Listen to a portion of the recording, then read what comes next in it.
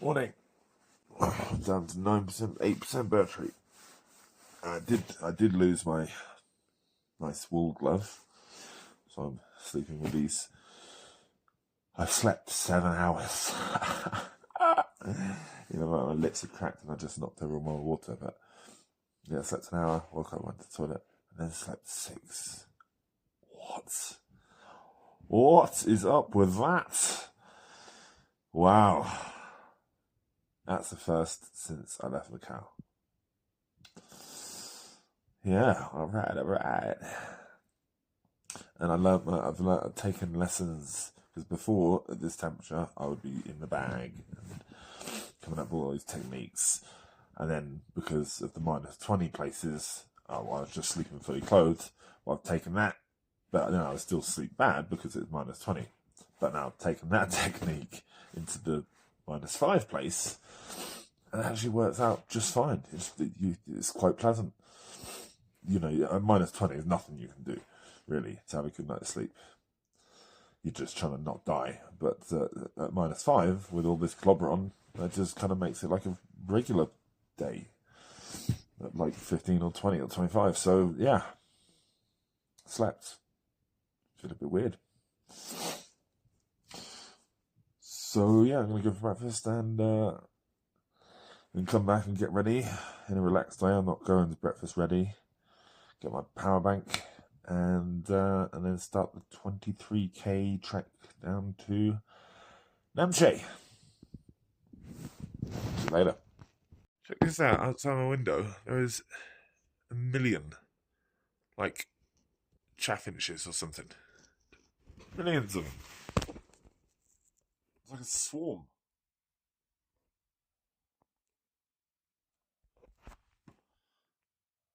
Never seen such a thing.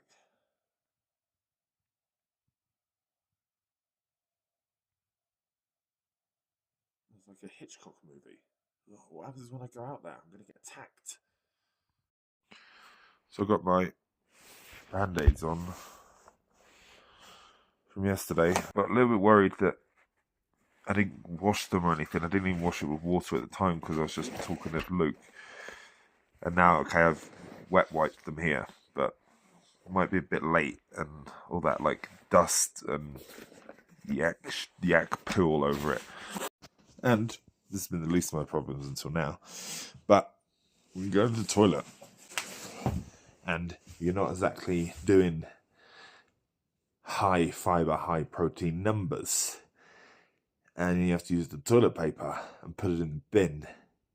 It's gross. Ginger lemon honey. Will my cold cooking now? Will it be held at bay until the end of the trip and then it just comes back like a freight train? Or can I just see it off and it was just the cold? Different take on my Tibetan bread today. With my potatoes and eggs going later, like a big donut. All the bread lovers out there, you know what I'm talking about. No, you'd love this. Steaming fresh. Doughy, crunchy. That's good. I'm not really a bread guy, but that's good. Wow, look at that. Shouldn't have got that on the day before Kalapatara, the day before Everest, could I? Oh well, I do have a long 23k ahead, so that's good. That's what you call breakfast. Not even coming close to finishing this. Couldn't have had this amount of food spread out over the whole trip, could I? No. Oh, Darnie gave me a pack of tissues. That's ominous. And I'm coughing a lot. I don't know. I imagine the kind of hike will put it off again. I gave all the spuds to those guys because it's just too much. Yeah, and temperatures, maybe it is -10 here. I don't know, but it's definitely not -20. But the tap water was frozen again. The guy had to just give me tap water. It's not the same level as it's been the last few days, but it is still pretty cold. But glad I slept well. I'm a bit worried that the good sleep will usher in a sick, like my body's going to go, okay, by the way, you're sick. I knocked my bottle of water over in the night and I didn't realise where it all went. It went into my bag. But it's a good thing that I put everything individualised in Ziploc bags. Another winning decision. It happens though, you give me the luxury of a bedside table. I'm not used to such things. I'm like a mountain yokel. Can't handle these kind of luxurities. Can't feel my fingers again. Maybe it is -10 here as well. Maybe it's just the altitude is better. Back to the old hiking pants, which means I have my passport on my leg again, which I do not feel very comfortable not having. My hands are the coldest possibly they've ever been. It's because I don't have my woolen gloves. Gag! Doggy. Doggy.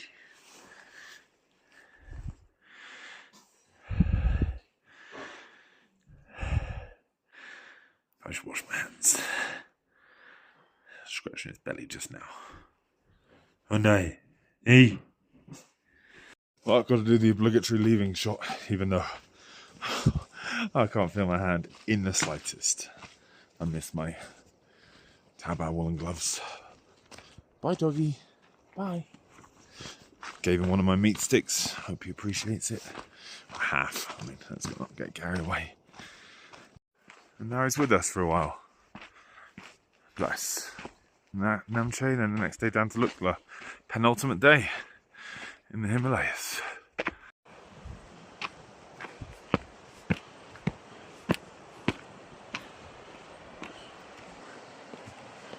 We're going to cross the sunrise line on the bridge.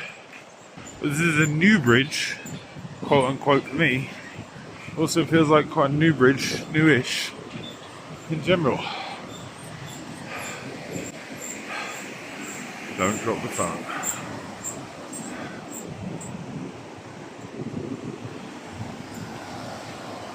Sunrise! Woo! Here comes the sun, doo doo doo doo. Here comes the sun, and I say it's alright. So leaving Periche. It's amazing the temperature change. I have to get changed immediately. It goes from like -10 in the shade to, I don't know, maybe like 7 or 8 in the sun. New town, new part of the valley, similar drops.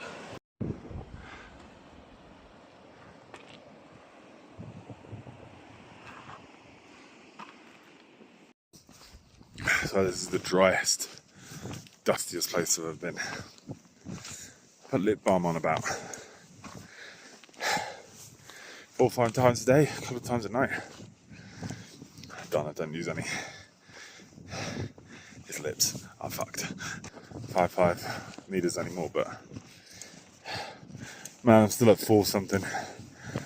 Still above the tree line. It's still hard. I just had some water there. Pleasant surprise, I forgot to put my Periche in it. I forgot to drink it and then topped it up. So I have a nice steady stream of Periche water for the morning. But yeah, I just drank that ice water, same thing. Almost passed out. And you're going to hyperventilate when you do that because it's such a shock to your body to have ice water. And you kind of have 3 huge little kind of panic breaths before we calm down and everything goes back to normal. Guess I should tan up. Feel this side of my face burning. It's only 9 AM. Left my glasses, like my spectacles, in the room, which I've only used once. I didn't even have the presence of mind to get them out at Everest. Anyway, just that one time at Amet de Blau, I think. Yeah, I left them in the room and thankfully Santos found them. This is a pretty nice piss rock.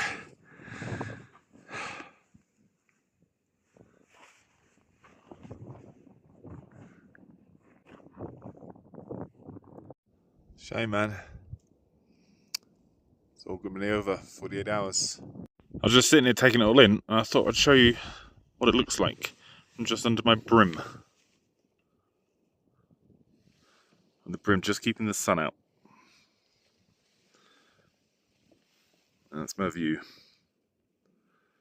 Shame to lose it. You're a snake in the grass, you are, aren't you, Tommy? Where did he come from? Oh, good thing I didn't have my wang out. Dana is nowhere to be seen. That is a first. And it's awesome. That's how it should be. I can see why people don't do it with guides. But, you know, it is dangerous to do it without a guide. And every time I've done a hike in Hong Kong, I've got lost. So, and that's just Hong Kong. So imagine up here with no guide. What you want is a guide to just keep your distance like he's doing now, and just make sure you're going the right way. Unlike what I've had. This grey man has been following me. He's almost been as close as Dana every step of the way. I call him Bob. So there's an argument to be made, I guess, that Dana is giving me more room now, that the danger's off, and that they were doing this tag team approach, one in front, one behind, because, you know, if I collapse or something, I guess there's some merit to that. Apparently in the town where I just was, Periche, they have a hospital, but it's closed in the off season. So you're on your own if you're stupid enough to be up here now. All West Country walls, another cool house with a slate roof. They are awesome. Even eating or drinking as you walk. If you're eating, you're not breathing. Or you're not breathing well. Maybe a little bit in between chews, but not really. Same with drinking. So you're knackered after that. It's best to do that at a standstill. Hey! Been a while since I've seen one of these. Another guy carrying some stuff. These guys are tough, man. Tough. Red Rock.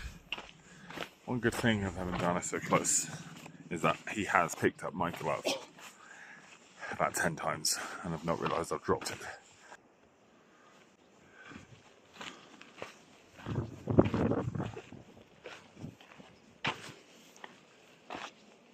It's quite amusing going past people. Smug mode. They got the same look in their eyes I did. Like, you've done it. I don't know what's coming. No, you don't. You have no idea. Oh, we're 4,000 meters. Oh, it's really difficult. No, it isn't. This is Horseshoe. Horseshoe? Yeah. Yeah, mine. All good. Hey. Horseshoe. And, I mean, this town has a name. I mean, it's not a town, is it? It's a building.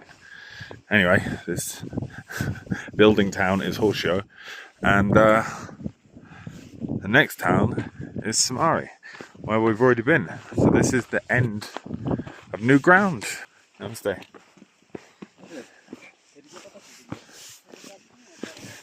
Kind of tempted to freak these guys out. I mean, I could just freak them out by telling them the truth, but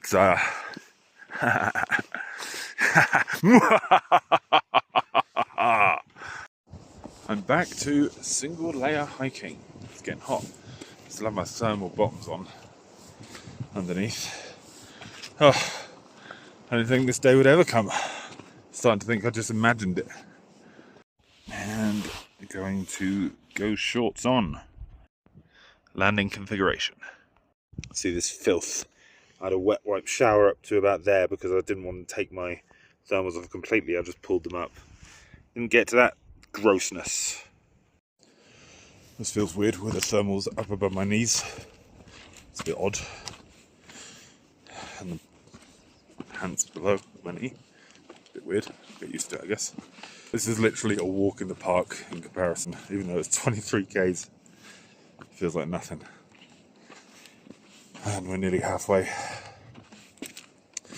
I'm taking more enjoyment on the way down, actually, because on the way up, you're just trying to physically and mentally steel yourself for what's to come. And it's just getting harder and harder and harder. or is this just getting easier and easier and easier? I think about Luke and Peter, they're still up there. These guys are like, I feel like I've been to war with these guys. I feel a bit guilty that I'm leaving them behind. I mean, Peter's probably summiting Periche east today. And whether Luke goes on to try the third pass, I don't know. He said that nobody's made it recently, so he might knock it on the head. But even though like I haven't done it with them, I mean, we were all on the flight together, and then we were all in the Irish bar at Namche. I saw Luke at the Hillary Museum above Namche, and then I saw Peter on the way to basecamp. I saw Luke on the way back, and I'm still up there. I'm leaving. Yeah, I feel kind of bad about that because they're still going through hell. I know Peter's leaving on the 23rd, so he'll be a day behind me. Luke has more time up here, but he's done. I mean, I have moments, especially thinking about what they're doing, where I was like, oh, damn, should have had more time. Maybe done some of the passes, maybe gone to Goki over Lake. But, I mean, I just didn't have the time. I had the time I had by leaving Air Macau. I had to leave Air Macau. I couldn't leave any earlier. It's not possible. And I can't leave any later. Otherwise I miss Christmas, and the whole point of me resigning at this time was to make Christmas with my family. Otherwise I'd miss it. But so yeah, there wasn't really any other options. But so you do have moments where you think, should have more time. But at the same time, when you're freezing your nuts off and it's minus 20 and you're not sleeping and you don't shower and there's no Wi-Fi, yeah. And Luke said the same thing. He was like, yeah, I'm kind of done. I said, yeah, I just want a shower and some Wi-Fi. And he was like, yeah, that's it exactly.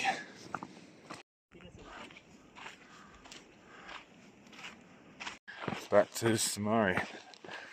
That's it. That's the end of new ground. Now it's retracing the steps. I remember this place. This is the first time. This is where we crossed the 4,000 meters, the tree line.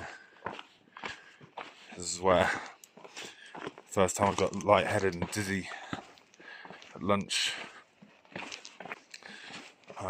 And then where the sun started to become a problem. I was playing, had a mobile disco on his back, and that's where I was, just there. Full circle. Back here, back below 4,000 meters. Goodbye, minus 20 degrees, sleeping, constantly almost passing out. No Wi-Fi. Smell the vegetation. I have trees. Hello, plentiful oxygen supply. This is the face of a man with nothing to do but breathe. No, it was too painful having those things up here. I feel like it's going to cause me an injury. I watched a YouTube, there was a guy on YouTube, Australian guy, going through his gear for about 30 minutes, what you need for base camp, and he said he wound up in shorts and thermals, and though he looked a bit weird, that worked for him. And yeah, I don't need these today, but they're on anyway, so I'll have one day doing what he did. I do not remember coming down this path. Shout out to my dad, who's got COPD,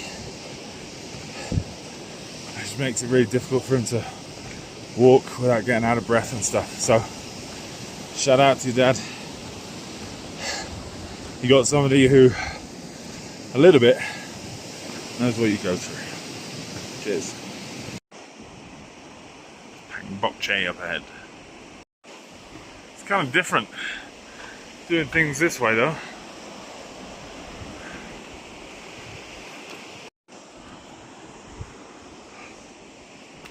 I learned to say namaste like a local. You just say stay. guess it's like saying alright or hi, stay.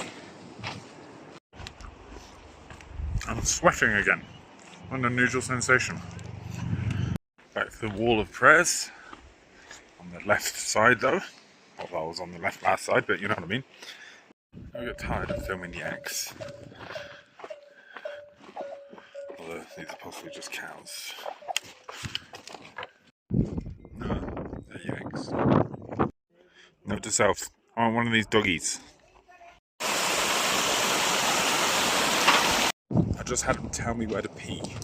Pee here. I was like, right, well, I was looking for a toilet, but I'll find a place. So I was like, right, I'll pee here. And he's like, no, you can pee there. Seriously, dude. All these places in reverse.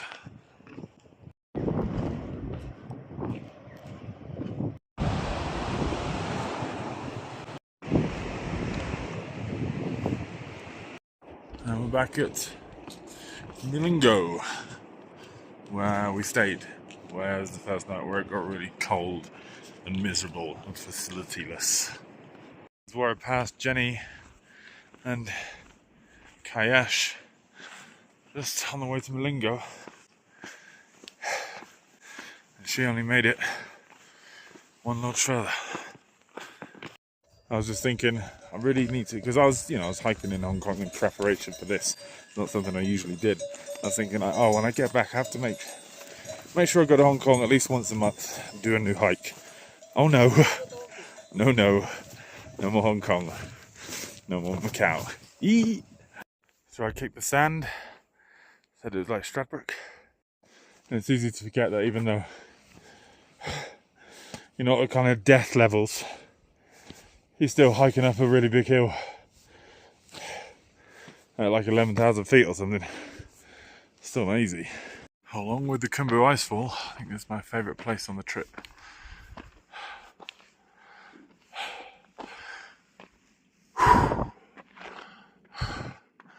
I think I was going to see my old friends the mountains again.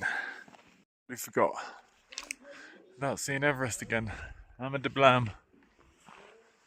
Kamatage. Well, another battle to have lunch here, over where he had pre-planned, but got my way eventually. Here we are. Happy in your work.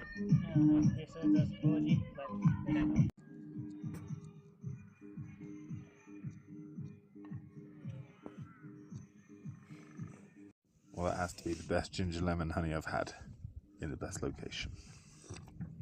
My shoes are starting to look like proper hiker shoes now. Wear and tear.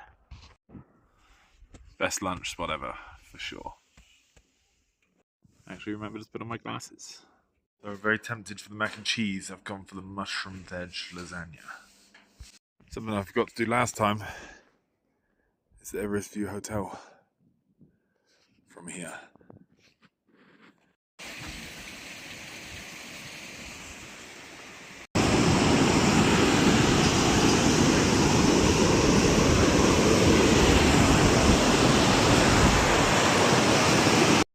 So we had lunch before, Fangi Tanga.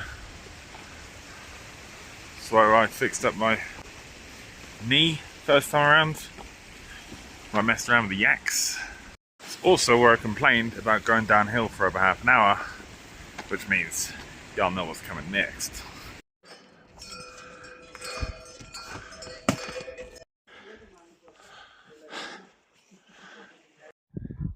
Now that is a fine animal.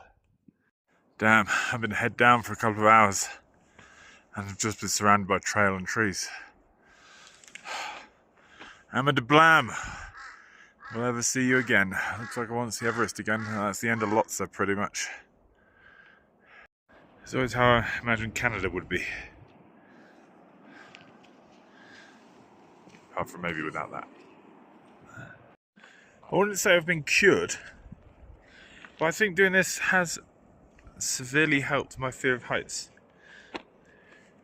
I mean, I'm not loving being this close to the edge, but it's not freaking me out as much as it normally would. Cool. Well, I was just going to show you looking back at Tiang Boche.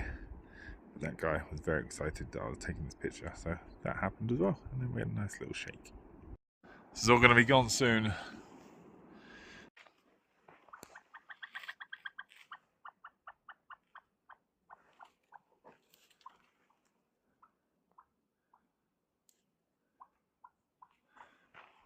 This is where I got in that horse's way. Lots of Everest and the blam. The kind of manners you just don't understand. This chick up ahead, this Chinese chick, Dana just spoke to. Maybe she took an extra day on the mountain, but she's trying to get down to Lukla today. We're probably a couple of k's out of Namche. And that's another 20-25 to Lukla. She's going to try and walk all night to get to Lukla because that's when our flight is. Jesus Christ. She ain't going to make it. She's got to make a military checkpoint by 5. And it's gone for now. Dana said she can't make it. You don't want to be doing it. You can't walk 20. You can't do this at night. More edges.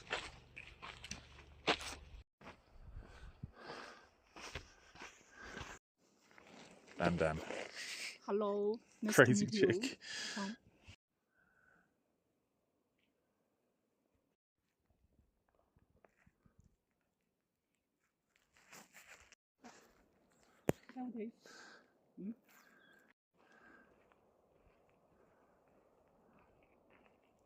Well, I will get to the other part of the story later, but we are back at Namche. How bizarre, how bizarre. Do do do do do do. How bizarre, how bizarre. Oh, this is like coming home. So I lost a glove whilst meeting Dan here, and this one has kind of gone wrong because I keep pulling the lining out of it. So I'm kind of down to no gloves. One day left.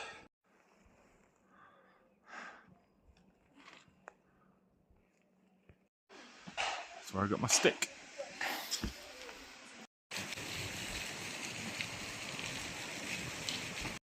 Check Misty Namche.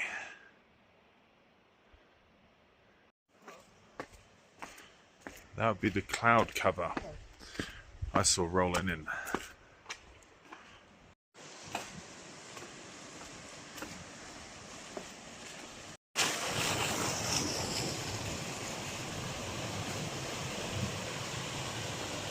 This is where we're staying. Back in Namche. This place is nice. Shall we be having dinner? So nice. Nicest place I've been in. That's me. So check it out. I didn't do this earlier because I had to rush out, but double bed. Look at that. Private bathroom and shower, which I've already used. And it was glorious. I cannot tell you. Oh. Right. Oh, I've got to go for dinner now. Just bought some fridge magnets. I'm going to go for dinner. So, this is what we did. We went from Periche, rejoined the route, and then we came all the way through Shimore, Milingo, Tengboche, Fungitanga, and then in Namche. 11. And that is where we stay. And then tomorrow,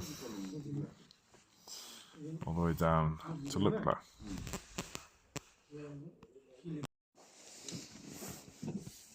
Carbonara. Very scared.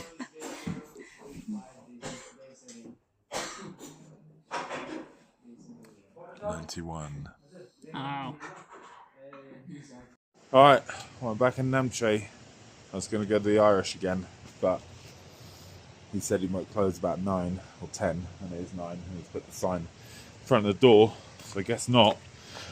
But I did just go past the other bar where Luke had his beers, and there's a band in there playing Oasis, so yeah, I was going to go to the Irish, oh Jesus, for a full circle, despite there being nobody in there, but guess I'll take the bar playing Oasis.